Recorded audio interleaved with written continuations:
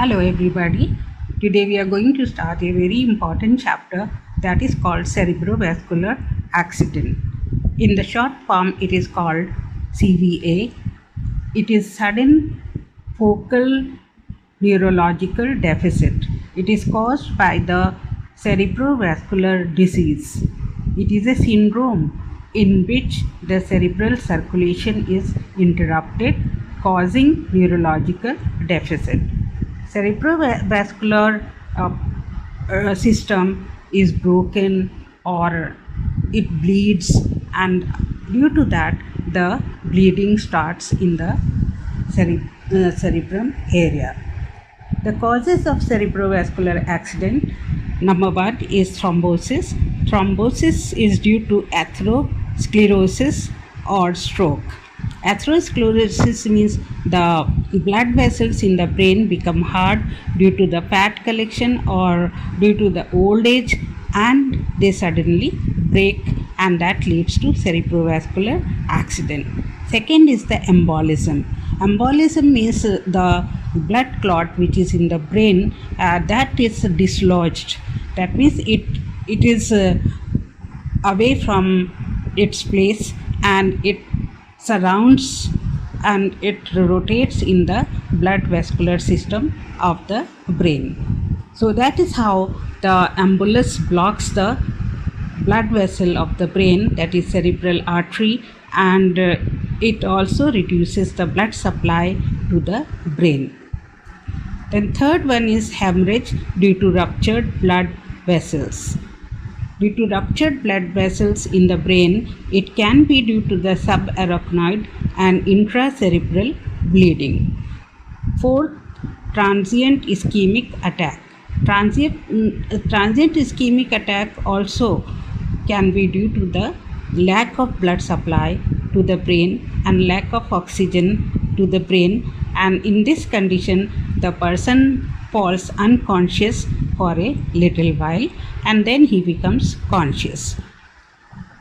Now there are certain risk factors. Risk factors are not the causes, but they may lead to the cerebrovascular accident. Number one is atherosclerosis and hyperlipidemia. Atherosclerosis, as we have seen, it is the hardening of the cerebral blood vessels, and the hyperlipidemia is more fat, more lipid in the blood. Number two is hypertension and cardiac diseases. When there is hypertension, that also may break the cerebral blood vessels and lead to the hemorrhage. Fourth is anticoagulant therapy. Many patients are getting anticoagulant therapy with heparin or warfarin, and when that is excess in the blood, that may lead to bleeding. Fourth, diabetes mellitus. Diabetes mellitus increases the risk of cerebrovascular accident. Fifth, stress. If the person is stressful all the time and they are worried every time for the house, for the office, and in the society, then they are more prone to the CVA. Then obesity. Certain people are obese, they have more body weight and they are more prone to CVA. Oral contraceptives among the women also increases the chances of CVA. Then tobacco use. Many people use tobacco in the form of plain tobacco, that means tobacco dust, or cigarettes, or the bidis, and they are more susceptible to cerebrovascular accident. The age factor also is there, which increases the chances of cerebrovascular accident. The people above the age of 65 are more prone to CVA. Next is sex slightly more in the men. That means the sexual desire is more in the men, and that increases the chances of the cerebrovascular accident. Alcohol intake also may give rise to the more risk in the person. Then next is the family history. If people in the family have suffered earlier with CVA, then there are more chances in the person to have this CVA. Then next is the sedentary lifestyle. You know already, the people who have the job of sitting all the time and they don't have heavy work. For example, the computer person, the office worker, the person who is working in the company and they are sitting all the time, they have more chances of the cerebrovascular accident. So we have seen the definition of CVA, then we have seen the causes of cerebrovascular accident. After that, we have seen the risk factors. Now we go to pathophysiology. Pathophysiology is the very important aspect of any disease. The term applied to destruction of the brain cells caused by reduction in the oxygen supply. When due to the interruption of the blood vessels break, then the less blood supply goes to the particular part of the brain, and that particular part of the brain is deprived of the oxygen. When the oxygen is less in that part, then the cells destroy in that part of the brain, as it happens in the myocardial infarction. When the blood supply is less to the myocardium and the oxygen supply is less in the myocardium, it leads to the myocardial infarction. Similarly, here it leads to the cerebral infarction. After that, it is caused by a sudden or gradual interruption in the blood supply following the intracerebral hemorrhage, blockage of vessels by thrombi or emboli or vascular insufficiency. We have seen already that due to the clot formation or due to the embolus formation, due to the insufficient blood supply, the cerebrovascular accident take place. Next is symptoms depend on the area of the brain involved and extent of the damage.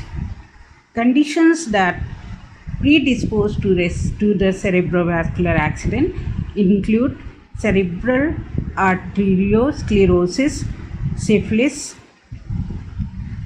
dehydration, trauma, and hypertension. Permanent damage, this usually lasts for few minutes, that is in the TIA. Next is incidence increases with age. So this is all about the pathophysiology. Now let's see the assessment of the CVA. The hemorrhage take place either on the left side of the brain or the right side of the brain. So it is called left and right hemisphere lesion. So in the left side of the brain, if the hemorrhage take place, then the paralysis of the right side of the body take place.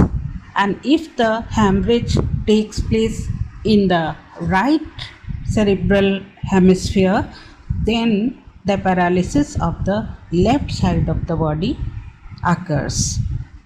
So the sign and symptoms of both are different. If in the left side of the brain the hemorrhage take place, then the sign and symptoms are: number 1, aphasia, both expressive and receptive. Aphasia means patient cannot express what is in his mind, what the patient wants to say, and they cannot understand what the others are saying. So this is called aphasia with expressive and receptive. He is disoriented to the place, time, and person. The patient does not know in which place he is and what is the time and who are the person dealing with him. Second is agraphia. Agraphia means the difficulty in writing, difficulty in expressing self by writing. So they cannot express themselves even by writing. If we give them a slate and or diary and pen to write about they demand, they cannot do that because they are unable to write. Then third is alexia. Alexia means reading problem. They cannot read anything. The fourth, there is no memory loss. That means the memory is intact and they remember everything of the past. Next one is the deficit in the right visual field and diplopia. So they develop the deficit in right visual field. That means on the right side, on the visual field area, they don't see properly. They can't make out what are the things on the right visual field, and they develop diplopia. That means one object makes two images for them. So that's known as diplopia. Next is problem in discriminating words and letters. So they cannot make difference in the words and the letters. They don't have hearing deficit. They can hear everything. For example, if we are talking in front of the patient, they can hear anything, and we must not talk anything negative or passive in front of the patient.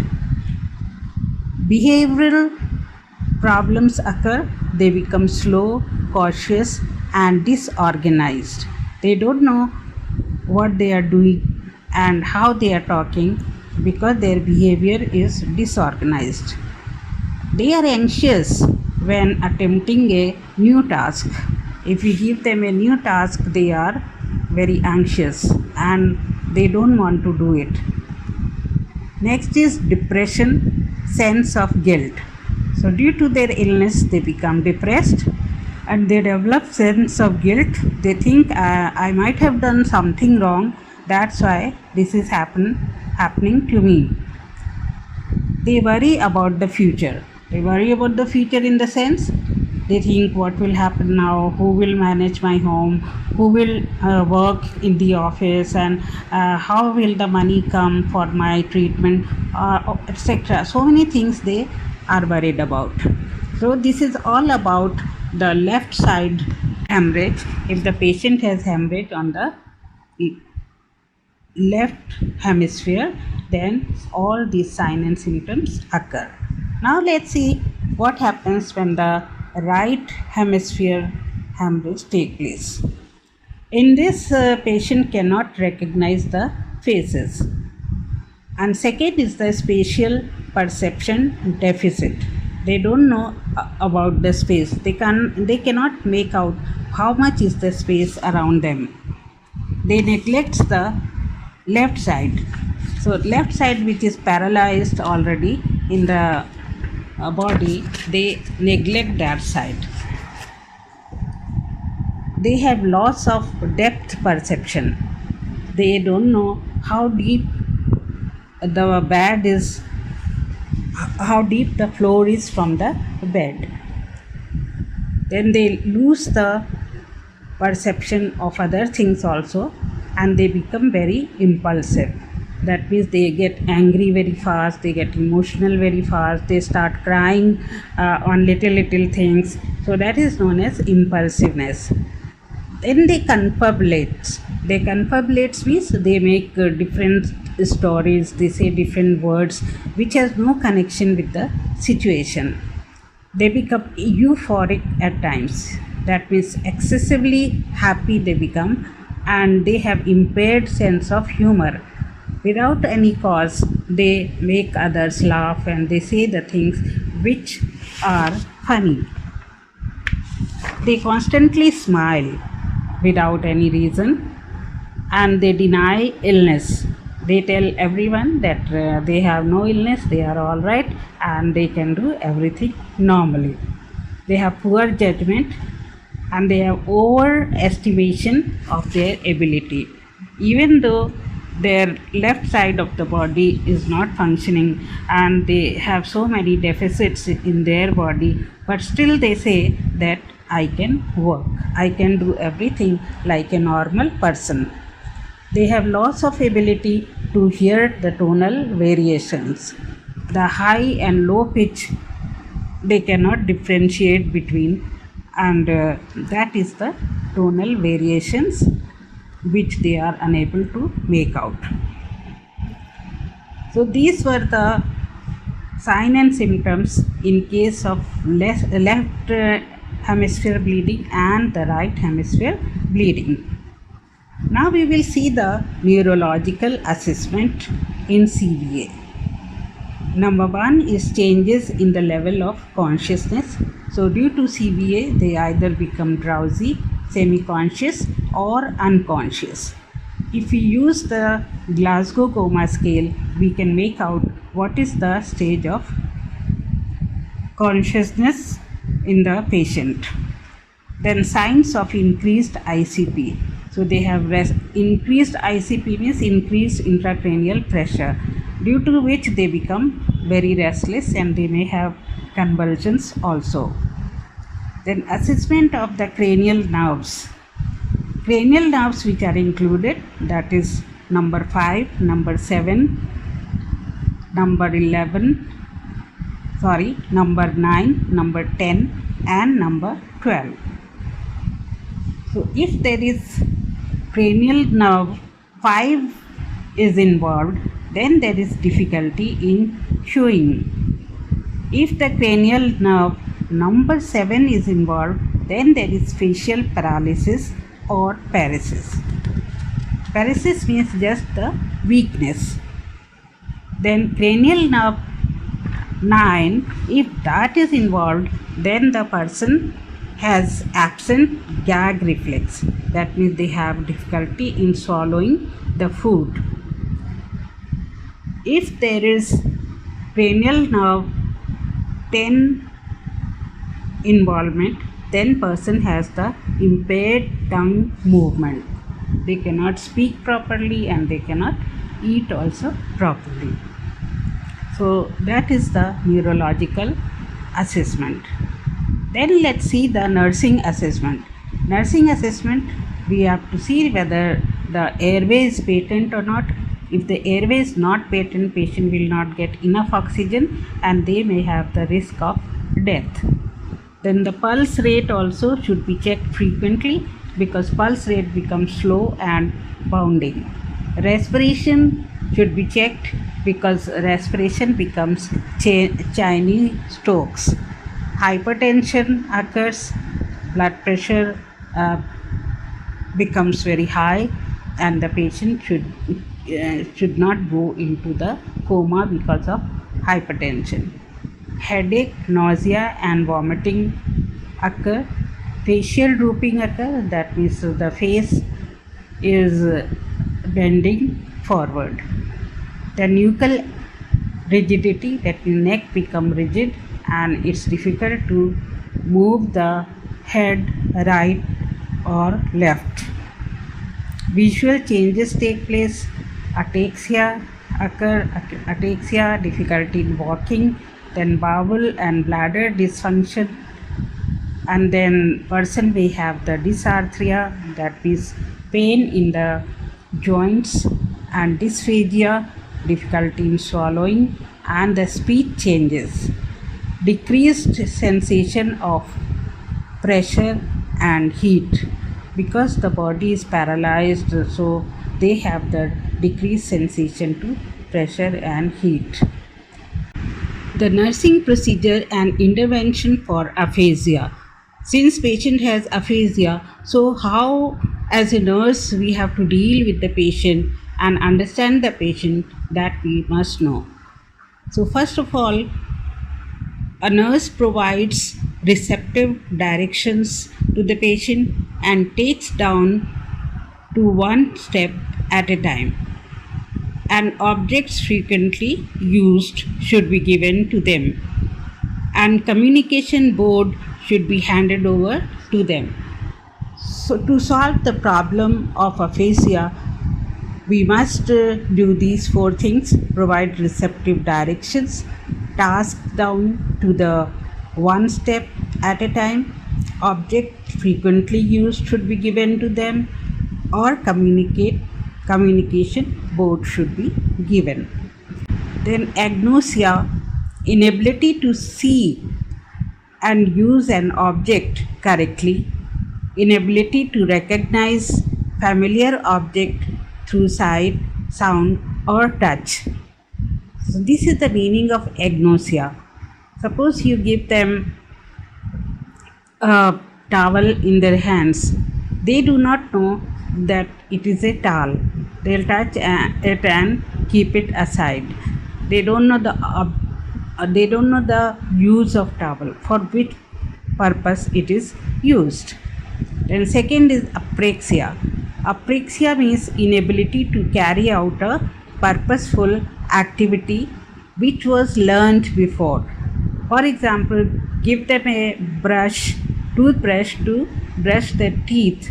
They don't know what to do with a brush, and they do not brush the teeth and leave the brush aside. Third is the anosognosia. Anosognosia means inability to recognize or denial of the physical deficit. Number 4 is hemianopsia. This means blindness in half of the visual field. So these are the things which may occur, and as a nurse one should recognize or diagnose these things. Patient has 2 phases. One is the acute phase and second is the post-acute phase. So what nursing care should be given in the pre-acute phase, we'll see now. What nursing care should be given in the acute phase should be known to us. First is the patent airway. Patent airway means the airway should be maintained and there should be patency of the airway. It should not be blocked. If there is secretion in the airway, then it should be sucked out and it should be kept clear. Vital signs should be seen or observed from time to time, and BP should be maintained from 150 to 100 to maintain cerebral perfusion.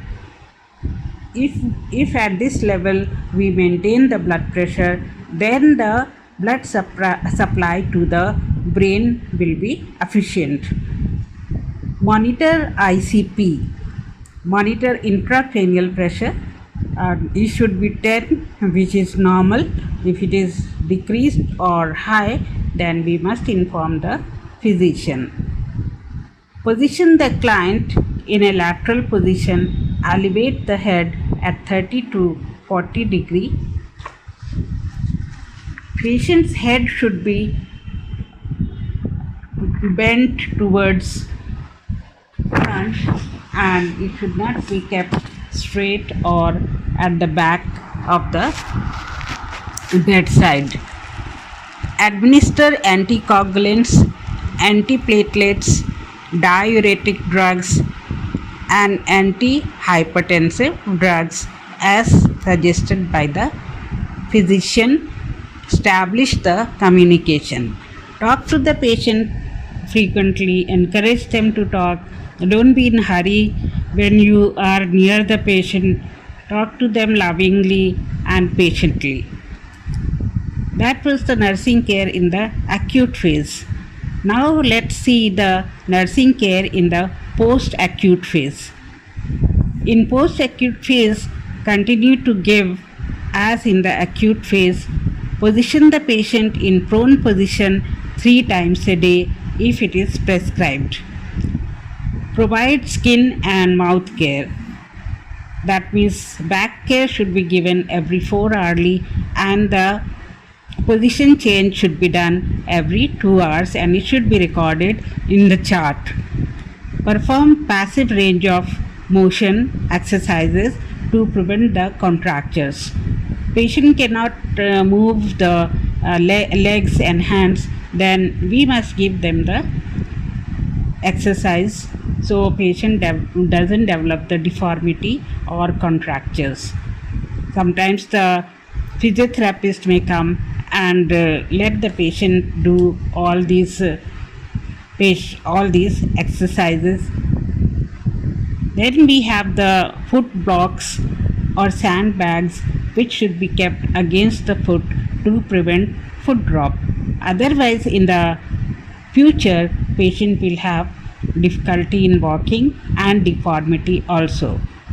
Measure thighs and calves for an increase in size and assess for positive Horman's sign. Monitor gag reflex and ability to swallow. Provide the sips of fluid and slowly advance diet. Provide soft and semi-solid and the fluids rather than liquids which they are better able to tolerate. Place fluid in the back of the mouth which are unaffected with paralysis. After the post-acute phase comes the nursing care in the chronic phase. When the patient is recovering from the illness in the hospital, he may be sent home and all the following care must be taken at home. First of all, approach the client from the unaffected side. That means the side which is not paralyzed, at that side we must stand and approach or communicate with the patient. Then place the client's personal items within the visual field so they can see all their items. Then provide the eye care for visual deficit. Place the pad on the affected eye if the client has diplopia. Clean the eye with the normal saline solution. Increase the mobility as tolerated. Encourage fluid and high fiber diet to prevent constipation. Administer stool softener if they develop constipation. Encourage client to express their feelings. Encourage independence in ADLs. Assess the needs of the assistive devices such as cane, walker, splint, and braces. Refer the patient to the speech therapist for the language learning. Initiate the physical and occupational therapy. So today we have learned about the CVA, that is cerebrovascular accident. We have seen the definition, we have seen the causes and risk factors, then the pathophysiology, and then we have seen the sign and symptoms. After that we have seen nursing care,